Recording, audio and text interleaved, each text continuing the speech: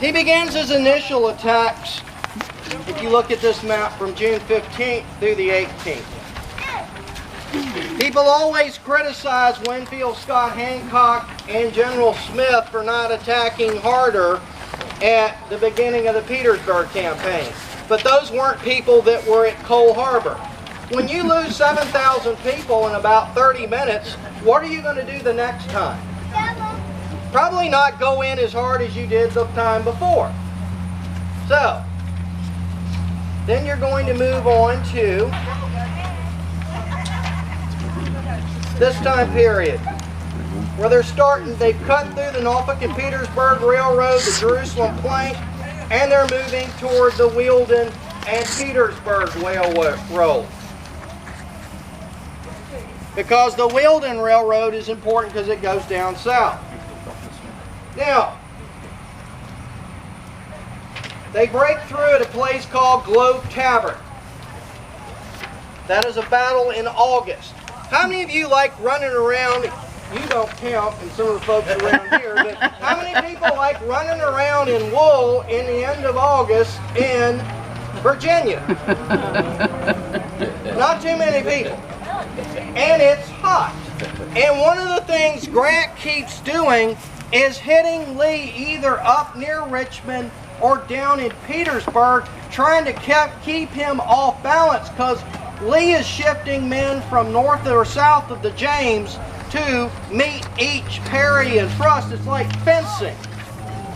If you and I were on the same team and people were coming at us and it's like Star Wars, we're waking up the young folks, we'd be over here back doing like this. Well, this is no different than dueling back and forth, shuttling men. Now the only problem is for Grant, Lee has the interior lines, and that means you can get where what? Faster. If you're moving on interior lines, you can move a lot of people around a lot quicker. So, what is one of the more famous episodes of the Siege of Petersburg?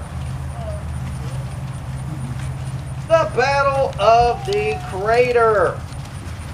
When you have a bunch of bored Pennsylvanians who are coal miners, what happens?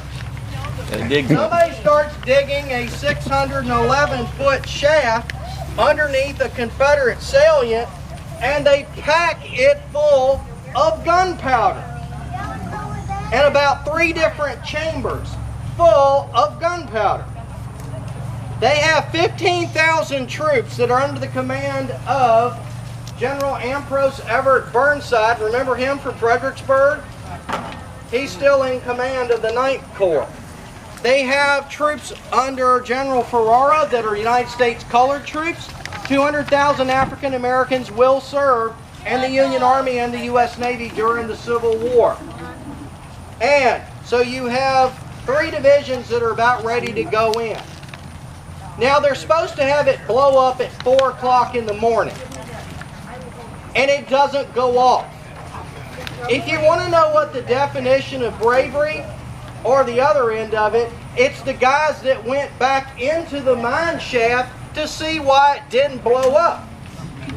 Would you want to walk in with me to a gunpowder magazine? No. And you're 40 years younger than I am, and you have more sense than they did. But they went back in, they re-spliced it, and they lit it, and it went off at 4:30. It blew 278 Confederates into smithereens.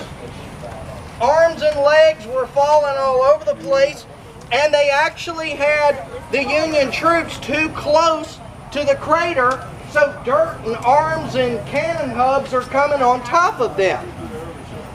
When they stand up, there's nothing but dirt and smoke everywhere, and they move into the crater, and they're unorganized. They do not have engineers, they're not shock troops, they do not have the ability to move around as they should have had, and they get stuck in the crater, and you lose about 3,300 Union soldiers and about 1,600 Confederate soldiers in the Battle of the Crater.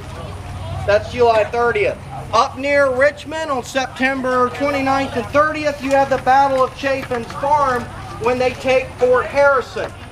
One of the things that comes out of the Civil War is what are the types of weapons they start the war with?